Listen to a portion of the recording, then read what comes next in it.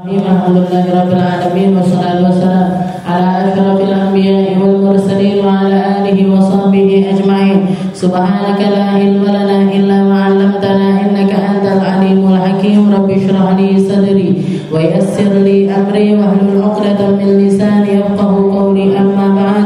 Alhamdulillah ala ni'matil Islam, alhamdulillah ala ni'matil iman, wa kafa biha min ni'mah. Alhamdulillah, segala puji bagi Allah Subhanahu wa taala yang mengumpulkan kita, mendudukkan kita, memberi kita kesempatan di siang hari ini untuk berzikir bersama-sama, untuk ngaji bersama-sama, untuk meru'yah diri kita, bahkan bersama-sama kita minta kesembuhan dari Allah, kita minta diangkat derajatnya sama Allah, kita minta keistiqomahan dari Allah, kita minta tulusnya hati dari Allah Ta'ala. Dan semua hal itu merupakan ajarannya Nabi kita, Nabi Muhammad Sallallahu Alaihi Wasallam.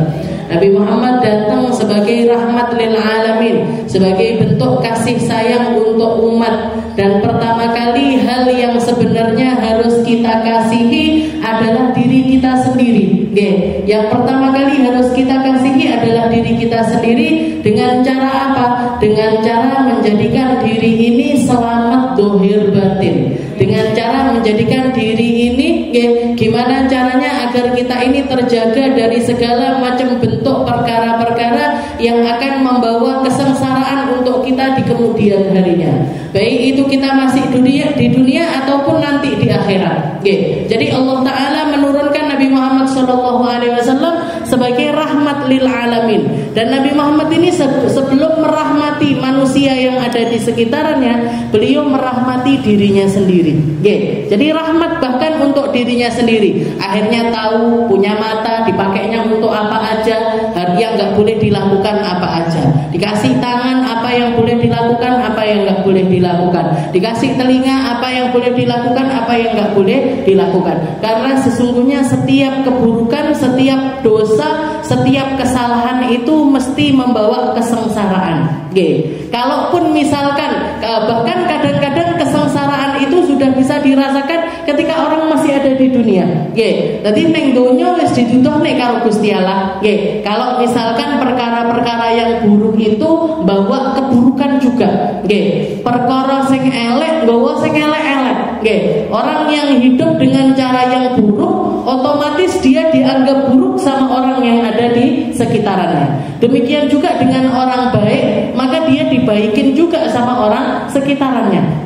Ini nggak bisa lepas. Ini sesuatu yang tidak akan bisa lepas dari diri kita. Di dunia sudah ditampakkan sama Allah Ta'ala sebagai perpanjangan cara pandang kita agar kita tahu persis bahwasanya nanti di akhirat lebih-lebih lagi. Kamu kalau baik di dunia, Allah Ta'ala akan baik-baikin kamu di akhirat nanti. Di dunia loh kamu sudah merasakan kebaikannya orang lain ketika kamu jadi orang yang baik. Di akhirat kamu lebih dibaikin lagi sama Allah Ta'ala. Begitu juga ketika kamu melakukan perkara yang buruk, kamu merasakan keburukan dari orang lain, maka di akhirat nanti tambah lagi balasan keburukan dari Allah Ta'ala itu menjadi sesuatu yang sangat-sangat mengerikan bagi orang tersebut. Nerokone Gusti Allah panasnya nggak bisa dibandingkan dengan panasnya api dunia. Siksaan-siksaannya Allah Ta'ala di akhirat nggak bisa dibandingkan dengan siksaan-siksaan yang ada di dunia. Begitu juga kebalikannya. Kenikmatan di akhirat nggak ada bandingannya kalau dibandingkan dengan kenikmatan di dunia. Jadi jangan sampai kita menggadaikan dunia kita dan merelakan akhirat kita. Jangan sampai kita jual dunia kita, pokoknya aku urip mek sepisan, urip sak karepku, urip sak enakku, urip sak senengku. Akhirnya yang digadaikan sama dia ini apa? Akhiratnya. Akhiratnya ya sudah, nanti sebagaimana kamu puas-puas melakukan keburukan di dunia, Allah Ta'ala akan juga puas-puas mengadab kamu nanti di akhirat. Na'udzubillah min dzalik. Kita lanjutkan masih di dalam pembahasan kitab Bidayatul Hidayah ila an qala al-mu'allif rahimahullahu ta'ala wa nafa'ana bi ulumi fid dharain amin. Ammal ain fa innama khuliqat laka litahdiya biha fid dhulumat wa tasta'in biha fil hajat wa hafadha an thalatha an tandur biha ila ghairi mahram wa ila suratin malihah bi syahwatin nafas aw tandur biha ila muslim bi ainil ihtiqar aw tattali biha ila aibi muslim. Seperti yang kemarin kita bahas, Allah Ta'ala bikin neraka itu 7 lapis. Di lapisan yang terakhir namanya adalah neraka Jahannam. Dan neraka Jahannam itu punya 7 pintu. Punya 7 pintu. Setiap orang yang melakukan kemaksiatan dengan salah satu anggota tubuhnya akan dimasukkan oleh Allah Ta'ala ke dalam neraka yang tersebut. Jadi ada pintu mata, ada pintu tangan, ada pintu telinga, ada pintu kaki, dan lain sebagainya. Pintu kemaluan. Nah, nanti orang-orang para pelaku maksiat dari hal-hal tersebut, mereka nanti dimasukkan sama Allah Ta'ala ke neraka di bagian tersebut. Makanya kita perlu tahu ilmunya. Mata itu apa, dipakai untuk apa, yang boleh apa, yang nggak boleh apa. Telinga itu gimana, yang boleh apa, yang nggak boleh apa, biar kita bisa menghindari keburukan-keburukan dari anggota tubuh tersebut. Nah, kalau kemarin kita sudah bahas tentang mata, paling tidak fahfadha an thalatha. Paling tidak mata ini jangan sampai kita gunakan untuk melakukan salah satu dari 3 keburukan. Kalau 3 perkara ini tadi bisa kita hindarkan dari pandangan kita, dari mata kita, insya Allah maksiat mata yang lainnya juga akan terhindarkan. Yaitu yang pertama, antandur biha ila ghairi mahram, ngelihat pandangan-pandangan yang enggak benar. Melihat kepada orang-orang yang bukan mahram sama kita, melihat laki-laki yang tidak dihalalkan untuk kita. Apalagi makanya kalau dari sini kita bisa ambil kesimpulan, ngelihat aja nggak boleh, apalagi yang lainnya. Delok ae ndak oleh apa neh salaman. Delok ae ndak oleh apa neh berdua-duaan. Ngelihat aja nggak boleh, apalagi ngobrol-ngobrol. Ngelihat aja nggak boleh, apalagi kita melakukan perkara yang lebih daripada itu. Jadi mata ini kita jaga dari melihat perkara-perkara yang tidak dihalalkan sama Allah Ta'ala. Setelah itu yang kedua, antandur biha ila muslim bi ainil ihtiqar. Yang kedua adalah memandang hamba sesama muslim dengan pandangan merendahkan. Jadi nggak patut mata kita ini untuk merendahkan siapapun, apapun status sosialnya dia, gimana pun parasnya dia, gimana pun ekonominya dia, orang kaya kah, orang miskin kah, pelaku maksiat kah, atau pelaku kebaikan kah, maka kita nggak punya, istilahnya salah satu hal yang nggak perlu untuk kita lakukan adalah memandang buruk kepada mereka. Benci sama maksiatnya nggak apa-apa, nggak senang sama maksiatnya nggak apa-apa, tapi nggak senang sama pelaku maksiatnya ini yang nggak boleh. Jadi nggak senang, kita nggak senang sama orang yang berzina, kita nggak senang sama pezina, kita nggak senang sama maksiat yang namanya zina. Tapi jangan sampai kita ini merendahkan orang-orang yang melakukan zina tersebut. Kenapa? Karena kita nggak ngerti akhirnya dia gimana, akhirnya kita gimana. Kita nggak ngerti nantinya dia jadi orang seperti apa, dan kita nantinya akan jadi orang yang seperti apa. Padahal salah satu hal yang dijanjikan oleh Nabi Muhammad SAW, man ayyara musliman, barang siapa yang merendahkan orang muslim. Jadi ngelihat orang melakukan maksiat, yang dilihat orangnya, yang direndahkan orangnya, yang dicela tu uangnya. Pancen kowe tukang zina, pancen kamu tukang minum, kamu tukang ini, tukang ini. Yang disalah-salahkan orang tersebut, katanya Nabi Muhammad, lam tamut hatta tusibahu, dia nggak akan mati sebelum melakukan maksiat yang sama dengan yang dilakukan orang tersebut. Jadi kalau kita ngomong orang dasar kamu pezina, kita nggak akan mati, naudzubillah, nggak akan mati kecuali dosa zina itu menjadi salah satu hal yang menjadi cobaan untuk kita. Kita ngomong kamu tukang minum, nggak akan mati orang tersebut yang ngomong ini tadi sebelum dia kena musibah dikasih minuman sama Allah Ta'ala. Jadi mandang orang, kita nggak seneng sama maksiat, nggak apa-apa, harus bahkan. Salah satu hal kalau kemarin kita bahas di kitab Sulamut Taufik, wa bughdu ahlil ma'asi, benci sama maksiat, benci sama pelaku maksiat. Tapi secara umum, bukan secara individual. Nggih, bukan satu persatu orangnya disalah-salah nih, disenen-seneni sampai seakan-akan dia ini nggak mungkin berubah, sampai seakan-akan dia ini nggak mungkin jadi orang baik, sampai seakan-akan dia ini nggak mungkin bisa selamat. Nggak ada. Nggih, kita nggak ngerti akhirnya dia gimana, kita nggak ngerti akhirnya kita seperti apa. Jadi harus dikunci, Bu. Nggih, kalau sudah melihat orang melakukan maksiat di depan mata kita, nggih, maka kita benci sama maksiatnya. Kalaupun marah-marah karena maksiatnya, nggih, tapi tetap rahmati orangnya, nggih, tetap pandang orangnya, tetap doakan orangnya, tetap ajak dia untuk berubah menjadi orang yang baik, bukan merendahkan dia seakan-akan dia ini bukan manusia, seakan-akan dia ini bukan seseorang yang patut dipandang oleh Allah Subhanahu wa taala. Dia tetap hambanya Allah, Bu. Oke, orang maksiat itu tetap hambanya Allah. Dia tetap orang yang mulia, yang punya kemuliaan di sisi Allah taala. Gesek diopeni kalau Gusti Allah, masih dikasih umur sama Allah taala, masih dikasih udara, dikasih segala macam kenikmatan ke dalam dirinya. Ini berarti Allah taala masih sayang sama hamba tersebut dan sangat-sangat mengharapkan taubat dari hamba tersebut. Dan kalau kita bisa ngulurkan tangan kita agar dia ini jadi orang yang bertaubat, yang beruntung juga kita. Yang beruntung juga adalah kita. Jadi jangan mandang siapapun pelaku maksiat itu dengan pandangan meremehkan ataupun menghina. Menghina. Wong kuwi tidak mungkin selamat, enggak ada sesuatu yang pasti. Nah, ini yang kedua, antam turbiha ila muslim bi'ainil ihtiqad. Jangan sampai mata kita pakai untuk merendahkan orang secara personal. Setelah itu yang ketiga, autatali biha ila aibi muslim. Mata-matain orang. Mata-matain orang. Jadi dengerin iki enek opo, enek berita opo, enek ini. Kabeh wong melek dirui. Jadi koyok kurang, aib diri ini kayak kurang, salahnya diri ini kayak kurang.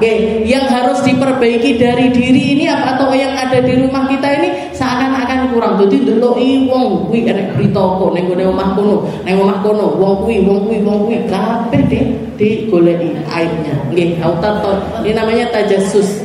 Tajassus itu ngoten niku, memata-matai orang, mata-matain orang. Guru saya bilang, kalau yang nyampe ke telinga kamu atau yang ada di depan matamu, silahkan kamu ini, istilahnya silahkan ditindaklanjuti, silahkan. Tapi yang nggak nyampe ke telinga, yang nggak kelihatan mata, nggak usah golek, nggak usah golek.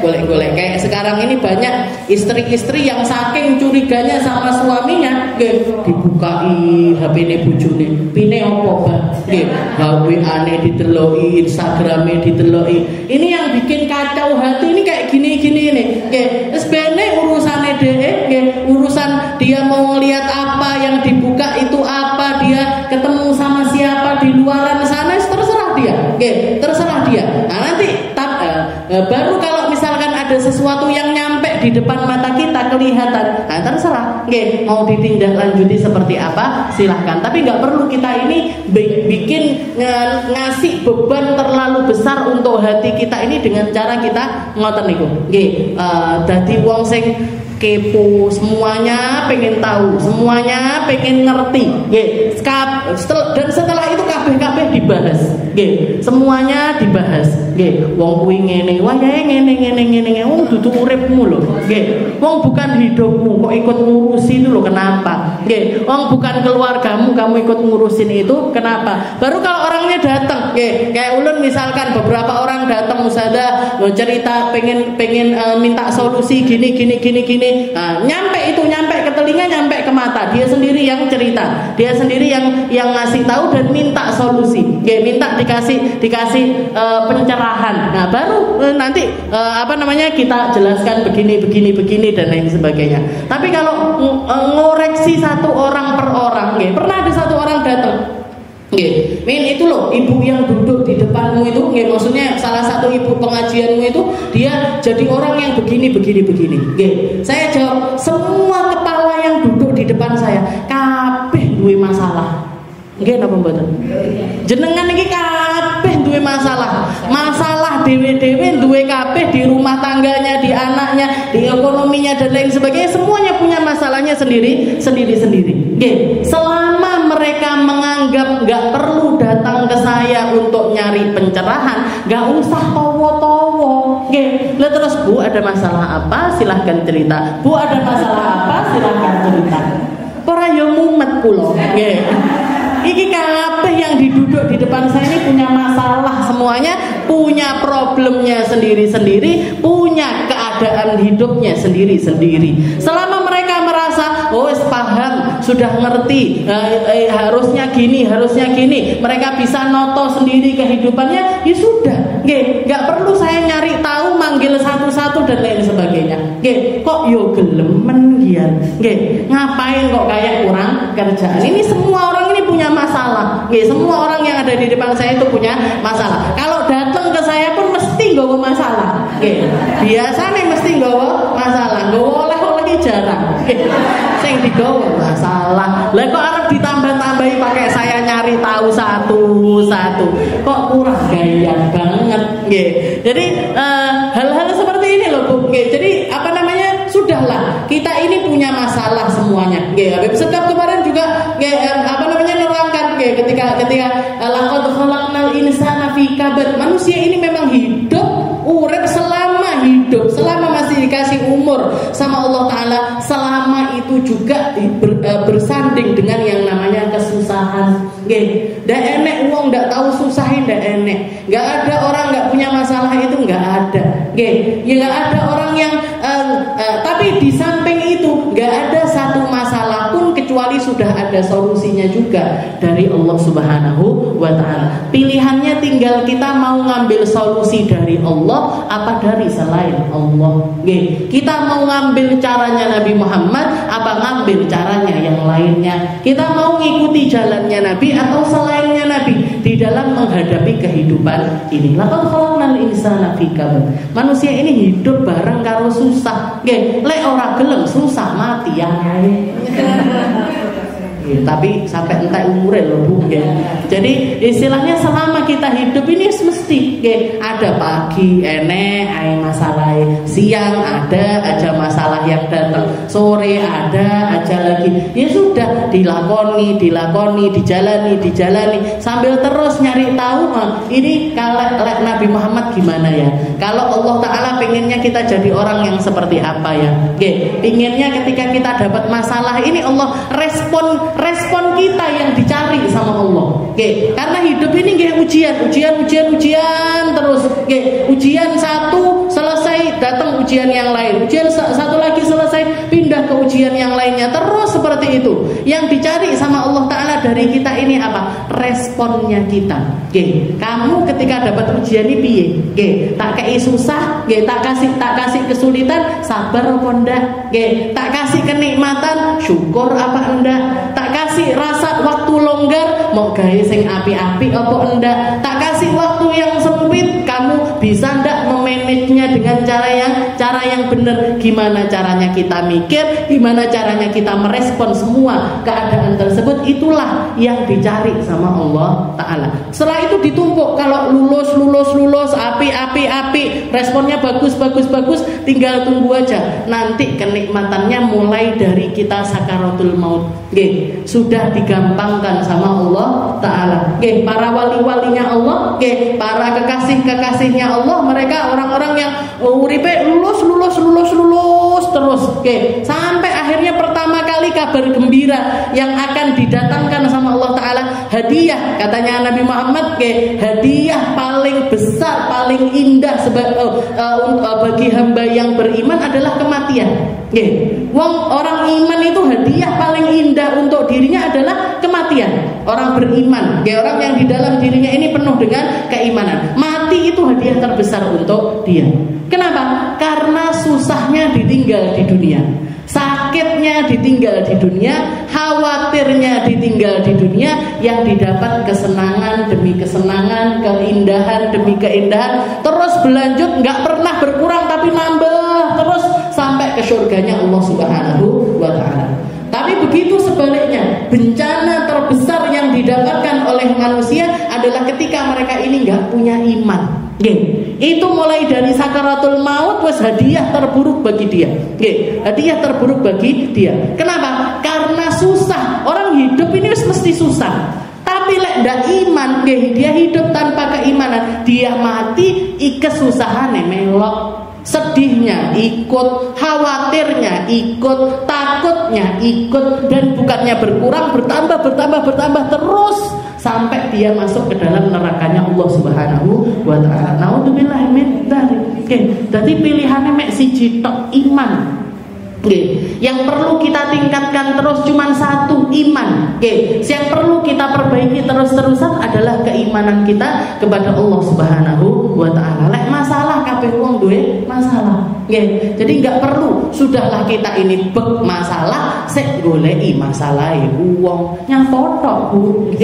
Ngapain kita hidup dengan cara seperti itu? Makanya salah satu hal yang perlu kita lepaskan dari pandangan kita, Allah natoli ila aibi ahad. Gak perlu nyari aibnya orang, gak perlu nyari salahnya orang. Orang ini bahkan yang terdekat sama kita sendiri, anak-anak kita, suami kita, orang tua kita, gak usah digoleki salahnya, digoleki apike, digoleki apike. Karena kalau yang kita lihat ini baik-baiknya mereka, kita punya respon-respon yang baik untuk mereka. Tapi lek disalah nih terus, jenengan bayang nih, duwe anak disalah nih terus, ora yo mesak nih, duwe bojo disalah nih terus, gowo martabak salah, gowo terang bulan salah, ngekei duwe salah, salah terus, ora yo mesak nih bojone.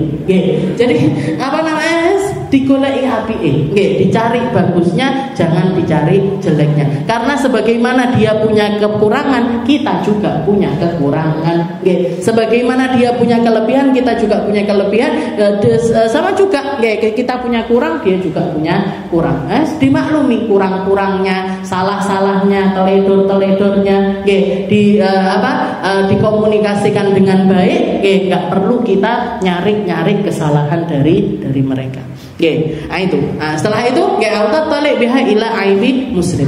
Ini tentang mata, tentang dosanya mata. Nah, karena kita bahas tentang mata juga, ada satu poin dari mata ini yang perlu juga untuk kita bahas. Atau pian mungkin juga sudah sering dengar namanya penyakit ain.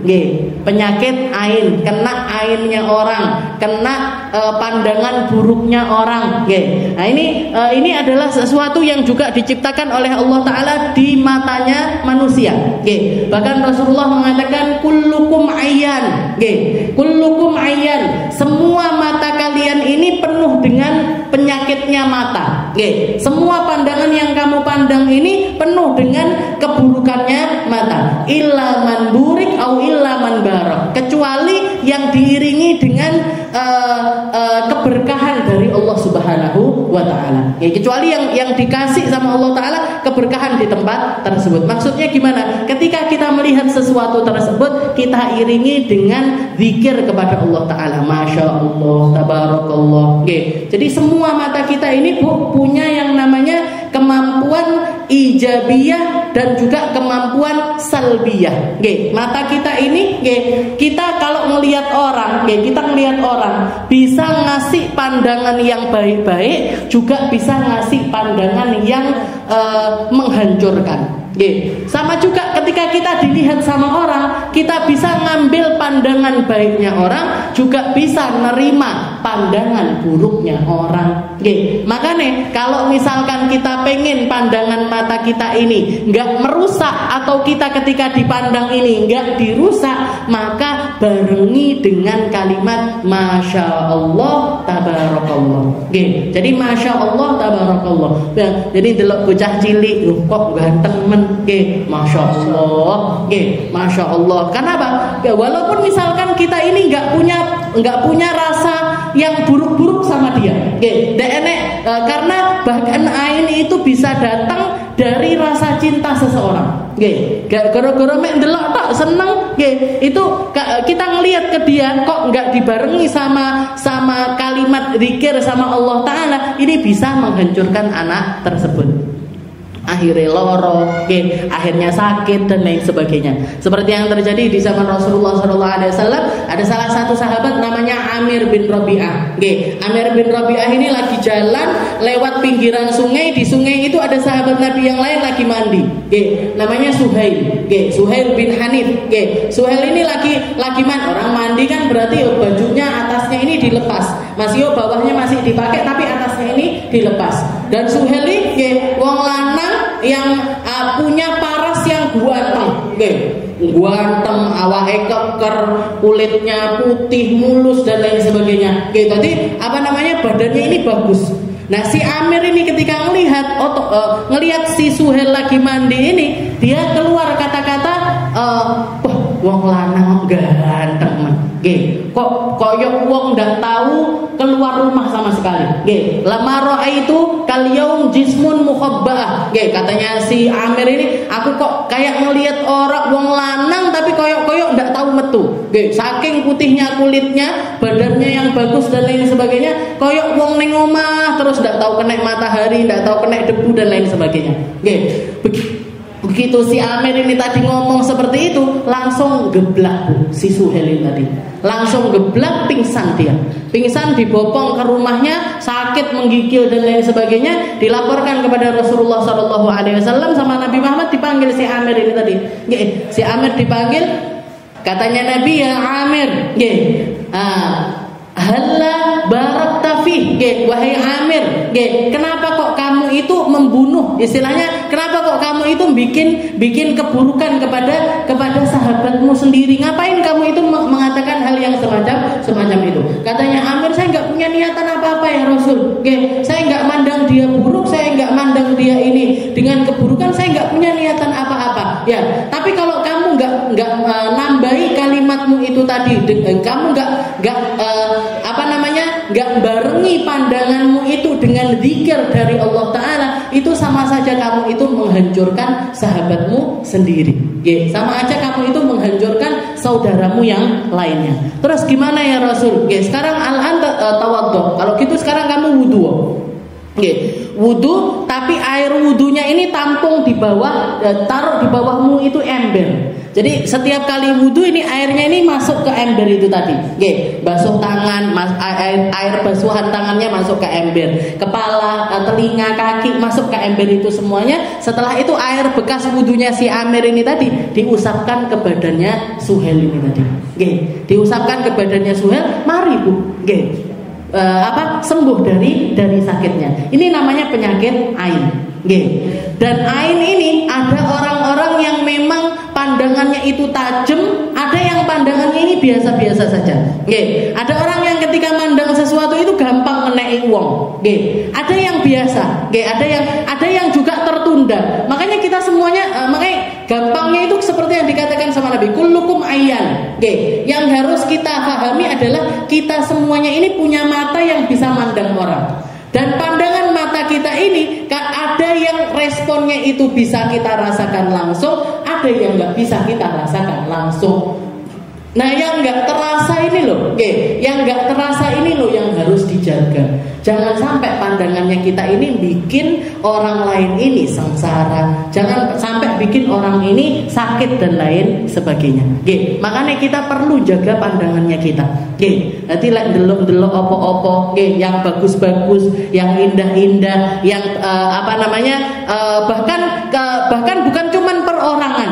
Dalam satu perkara pun, kayak kemarin misalkan kita bikin majelis di Al-Fatah, majelisnya sukses, itu tambahin, masya Allah, tabarakallah. Ojo mek diomongne, Pak majelisnya, nanti kena ain majelisnya, nanti ulun lek gawe majelisnya kena ain jenengan ini kok malah ndak iso istilahnya sukses lagi kayak sebelumnya. Makanya berapa banyak orang kaya habis itu ambruk, ada orang yang dulunya ganteng habis itu sakit, ada orang yang itu seringkali juga karena pandangan dari orang yang nggak dibarengi dengan zikir kepada Allah Subhanahu wa Ta'ala. Jadi bentengnya apa? Bentengnya ini zikir. Bentengnya ini zikir. Seperti yang dicontohkan sama Allah Ta'ala di dalam Al-Quran, di surat Al-Kahf itu, kan ketika ada dua orang sahabat masuk ke salah satu kebun. Jadi ada dua orang punya kebun, sama-sama punya kebun. Yang orang iman ini tadi, setiap kali masuk ke dalam kebunnya dia mengatakan, walaula iddakhalta jannataka qulta masya Allah la quwata illa billah. Jadi diajarin sama dia, kamu itu harusnya setiap kali masuk ke kebunmu, kamu itu mbok yo baca masya Allah, maha mulia, maha berkehendak Allah, la quwata illa billah. Ini semuanya adalah karena kekuatan dari Allah, dari daya dan juga upaya dari Allah Subhanahu wa Ta'ala. Ini harus kita lakukan di dalam segala hal. Pian masuk ke tokonya orang, dagangannya api ini dan lain sebagainya, masya Allah la quwata illa billah. Pian diundang datang ke rumahnya orang, syukuran omahe wong misalkan, ucapkan masya Allah la quwata illa billah. Biar apa? Biar pandangan kita ini tadi gak ngerusak, baik fisiknya ataupun orang rumah yang ada di tempat tersebut. Nanti liputi semuanya itu dengan masya Allah la quwata illa billah atau masya Allah tabarakallah. Makanya biasanya bayi bocah cilik-cilik kalau lahir itu kan dikai mur dan lain sebagainya, semuanya penangkal ain. Niatnya adalah penangkal ain, biar ain itu nggak ngerusak buat anak ini tadi. Jadi yang seperti ini ada, dan syariatnya Nabi Muhammad SAW mengajarkan tentang hal tersebut. Walaula iddakhalta jannataka qulta masya Allah. Untuk jaga diri kita dari perkara-perkara yang semacam itu. Misalkan ada orang-orang yang kelupaan untuk enggak baca masya Allah tabarakallah dan lain sebagainya, minimal dari kitanya enggak sampai lupa. Nanti pian naik masuk rumah, naik kendaraan, ben selamat, masya Allah. Ini kendaraan dari Allah. Ini kendaraan dari Allah. Allah Ta'ala yang ngasih saya kenikmatan semacam ini. Usaha setiap kali masuk ke toko atau tempat usahanya kita, masya Allah tabarakallah, ben berkahi Allah Ta'ala ini menjagain usahanya kita ini dari segala macam mata-mata buruknya orang lain. Jadi yang nggak niat buruk aja kadang-kadang dapat ain, apalagi orang-orang yang niat buruk. Tadi mata-mata hasudnya orang, mata-mata enggak senengnya orang, walikulli nikmatin mahsud. Dan yang harus kita ketahui bahwasanya semua nikmat itu, orang kalau dapat kenikmatan gandeng sama apa? Gandeng sama hasudnya orang. Gak ada orang dapat kenikmatan kabeh wong seneng kita dapat kenikmatan, itu gak ada. Orang kalau dapat kenikmatan mesti ada mata-mata hasud yang Allah Ta'ala ciptakan di sekitaran orang tersebut. Jadi semono memang seperti itu sunnatullah. Seperti itu yang namanya jalan hidup dari Allah Subhanahu wa Ta'ala. Jadi kalau misalkan orang lain gak bentengin pandangannya, ucapannya dan lain sebagainya, kita yang harus bentengin diri kita sendiri. Jadi ditungak kabeh pian sholawati, tas tuku karpet anyar, subhanallah, masya Allah, tabarakallah. Biar tidak kena ini mata hasudnya orang lain. Jadi ini pandangannya mata. Walikulli ainin hak, katanya Nabi Muhammad SAW. Al ain hak. Mata itu punya hak. Mata itu punya hak. Dan kalau misalkan ada sesuatu yang bisa mendahului takdirnya Allah Ta'ala, maka yang bisa mendahulunya adalah matanya orang lain. Ya yudkhilul jamal al-qidir wa yudkhilur rajul al-qabr, katanya. Bahkan mata ini bisa bikin unta masuk ke dalam kuali dan bikin manusia masuk ke dalam kuburnya. Jadi bahkan mata ini bisa bunuh orang.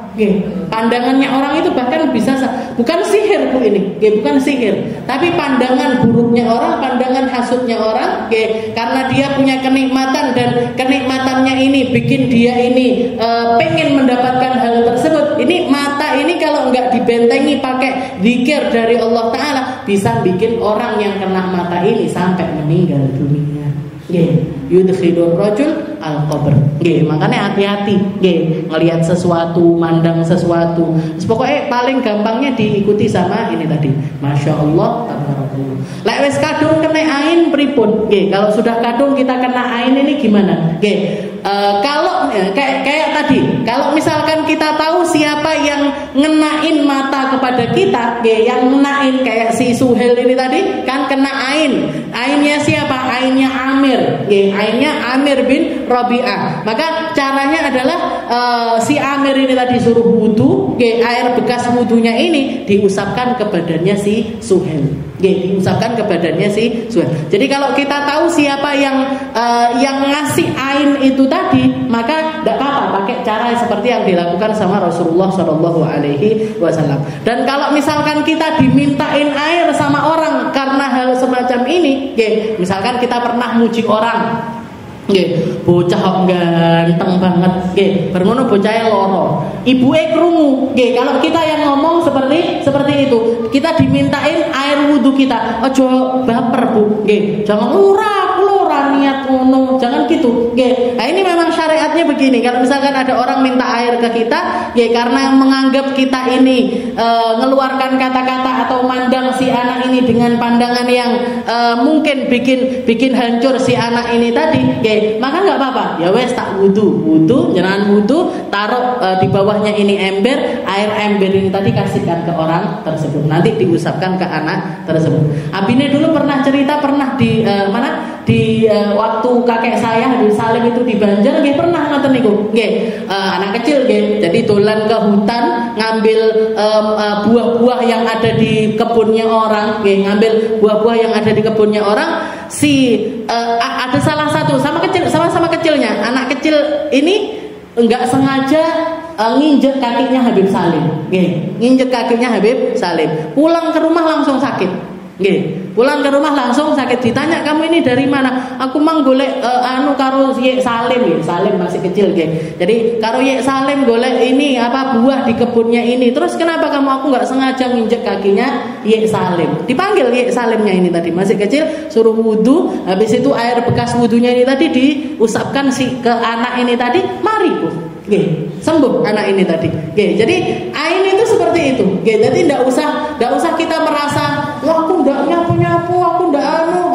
Kalau mungkin kita bahkan ketika kita nggak terasa sekalipun, Habib Salim kan nggak merasa kalau dia diinjak kakinya ini sakit hati atau anu, kan nggak mau bocah cilik, itek-itekan lo biasa. Dia nggak merasa, tapi ternyata ainnya ini ngenain si anak itu tadi. Cara nyembuhinnya ngoten niku. Nanti kalau misalkan kita dimintain air karena hal-hal semacam itu, gak usah sakit hati. Karena ini memang syariatnya Rasulullah SAW. Itu yang pertama. Kalau kita tahu siapa yang ngenain ain, maka caranya seperti yang diajarkan sama Nabi Muhammad. Kalau nggak ngerti gimana? Nggak ngerti kita ini sakit karena apa, kena ainnya siapa dan lain sebagainya, maka kita bisa pakai ruqyah yang diajarin sama Nabi Muhammad SAW. Minimalnya ada ruqyah yang sebaiknya kita lakukan setiap kali kita mau tidur.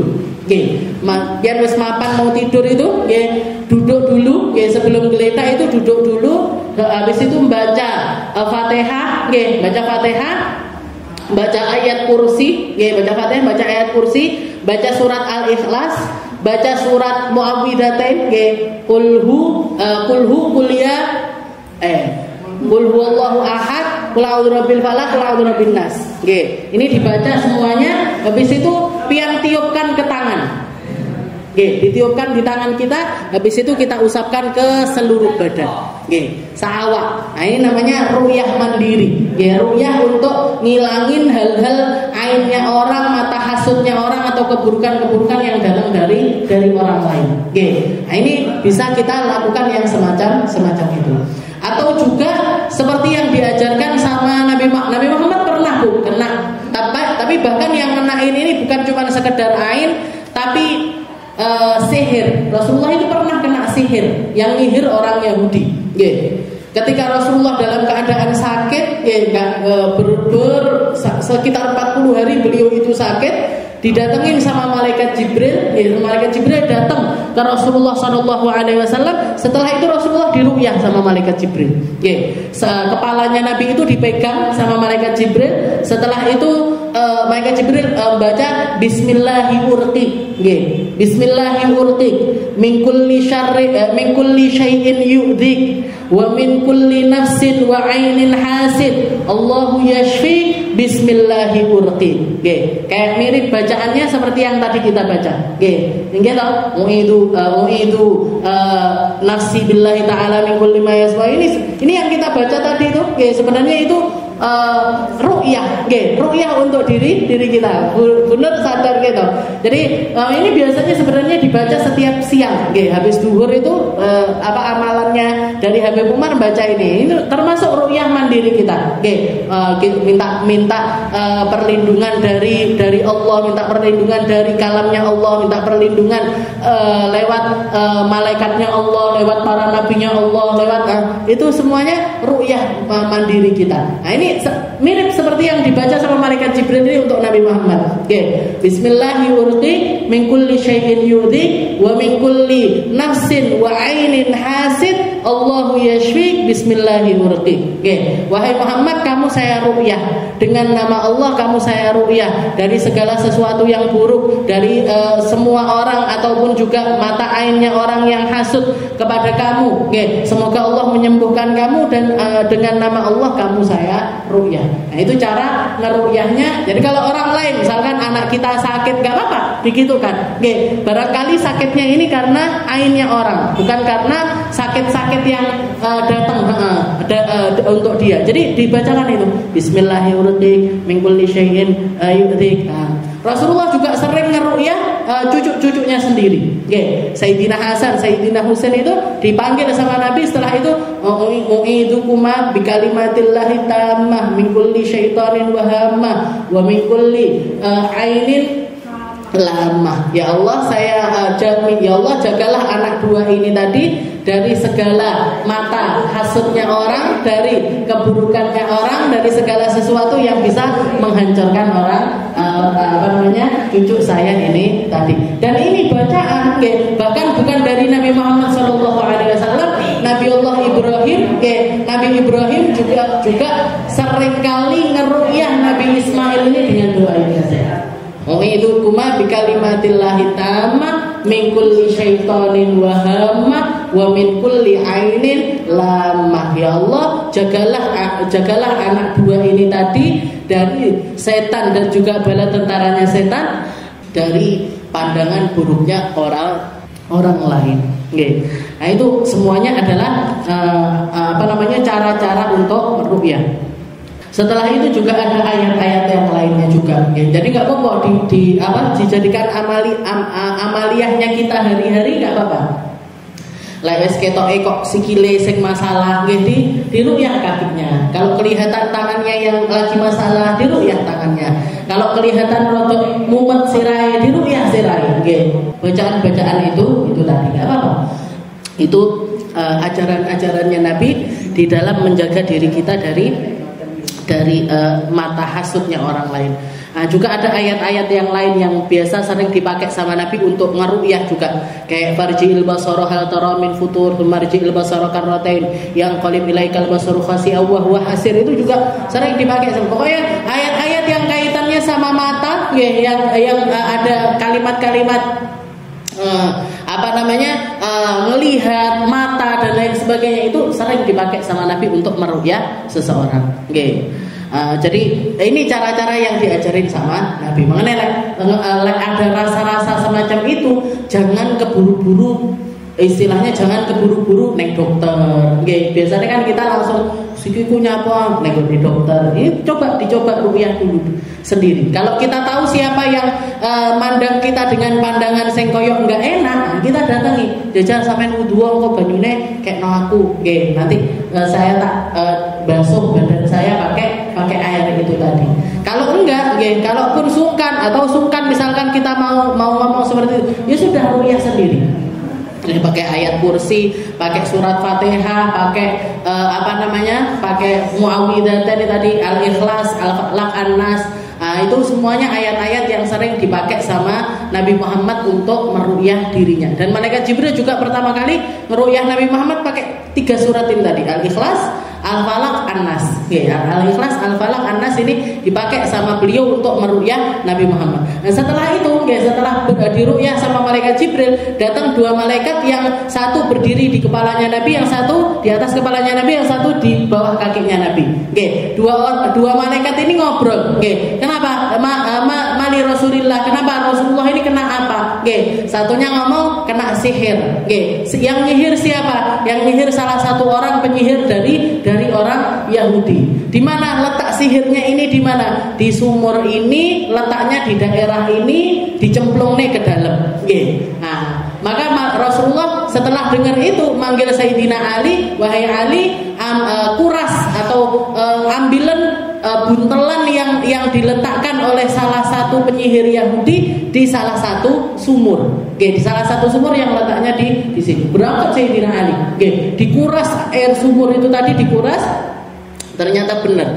Di bagian bawah itu ada buntelan, isinya ada sisir, ada beberapa helai rambutnya Rasulullah Shallallahu Alaihi Wasallam. Nanti rambutnya Rasul dimasukkan ke sihir itu tadi. Yang disuruh anak kecil yang sering bantu-bantu di rumahnya Nabi.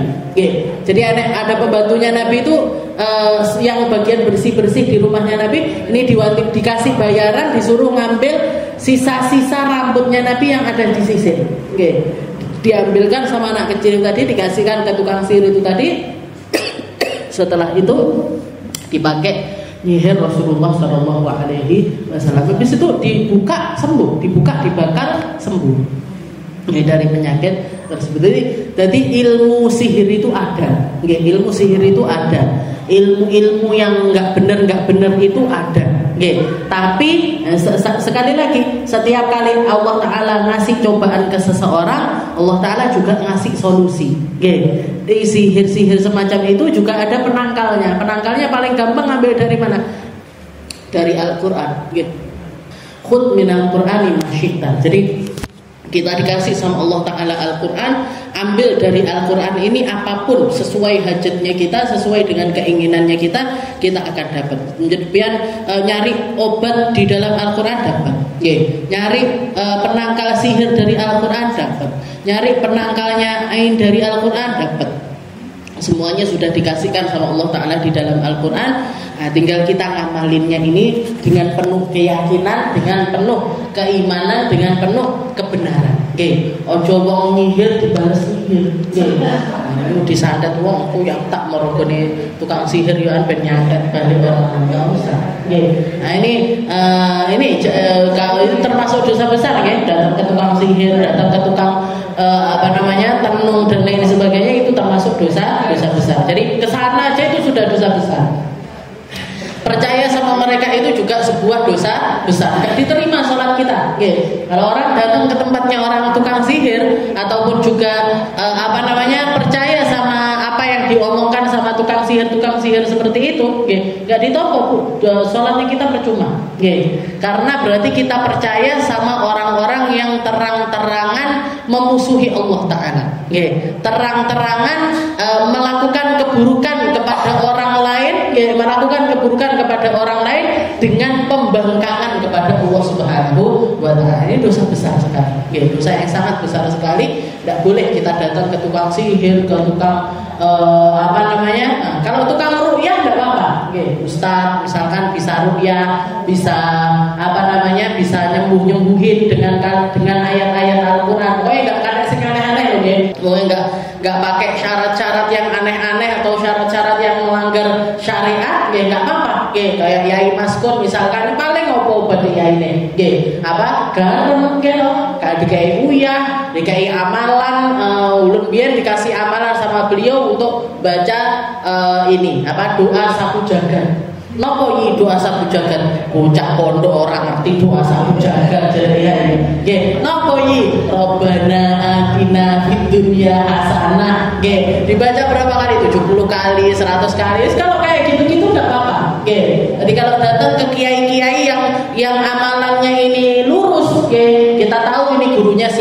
gurunya lagi siapa. Enggak berguru kalau setan pokoknya. Oke, enggak berguru sama setan karena memang ada orang-orang yang dapat kelebihan-kelebihan dari Allah Taala. Oke, jadi ilmu-ilmu yang istilahnya dalam hal semacam itu tuh ada. Oke, sama kayak misalkan kita pernah dengar nek wong kita kan nggak kelihatan setan, jin ini kan nggak kelihatan. Tapi ada orang-orang yang bisa melihat. Oke, contohnya di ulun. Oke, di ulun ini ketok-ketokan, gampang ketok. Nah, orang-orang seperti ini memang dapat kelebihan dari Allah Taala. Ngelihat sesuatu yang nggak bisa kita lihat, mandang sesuatu yang nggak bisa kita pandang. Nah, kadang-kadang orang-orang seperti ini juga kalau dia belajar terus mempelajari hal semacam ini ditenani, bisa jadi yang ngoten niku kiai yang bisa ngeruqyah, kiai yang bisa benakne sihir, nangkal sihir dan lain sebagainya. Nah, kalau ke kiai-kiai yang seperti itu nggak apa-apa kita datangi.